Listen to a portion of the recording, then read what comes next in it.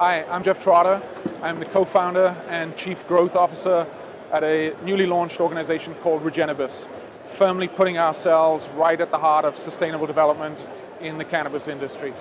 So I'm here at MJ Biz, soaking it all up, trying to get a sense of what's happening in this space around sustainability. And I'm thrilled and I'm full of despair all at the same time, but I see a great opportunity. So I know we're in the right place. We're aligning ourselves to sustainable development, and the framework that we're going to be using with the services that we're offering is around the United Nations Sustainable Development Goals, sometimes called the Global Goals.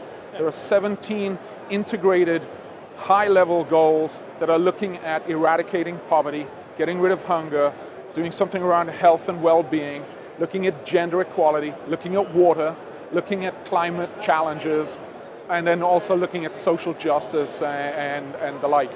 And from our perspective, we see that framework as the perfect framework to then help organizations in the cannabis industry think through what should their sustainability objectives be and how then they can deliver the kind of regenerative growth that we want to see for all in the cannabis industry. As I was wandering around the show, I overheard someone say, "Oh my God, the cannabis industry has a real challenge around plastics." And I couldn't help but just go, say, "Excuse me, but you just triggered." And so I went to talk to him and I said, "Tell me a little bit more about that." And he's absolutely right, and I know he's right, that this is a massively intense plastic-related industry. And so I'm heartened in some spaces to see some great organizations that are looking at sustainable packaging, alternatives to plastic.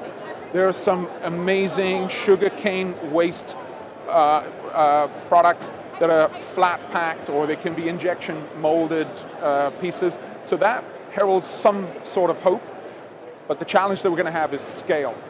And the overarching challenge that I think we have around the environmental piece is just, again, talking to some people who are heavily plastic intensive, is if I ask them, tell me about the recyclability of the plastic, the answer more often than not is, I don't know.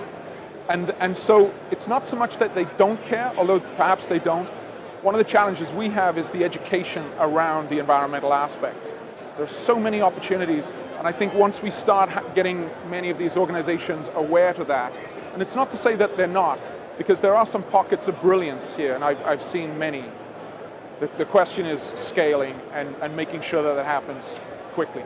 Part of what I believe and what we're providing is the infrastructure for these organizations to grasp the agility that they need to have in order to come out of this next year and then beyond in a positive way. So we're going to encourage these organizations to be agile in their approach, but absolutely spot on in terms of their actions in delivering these objectives.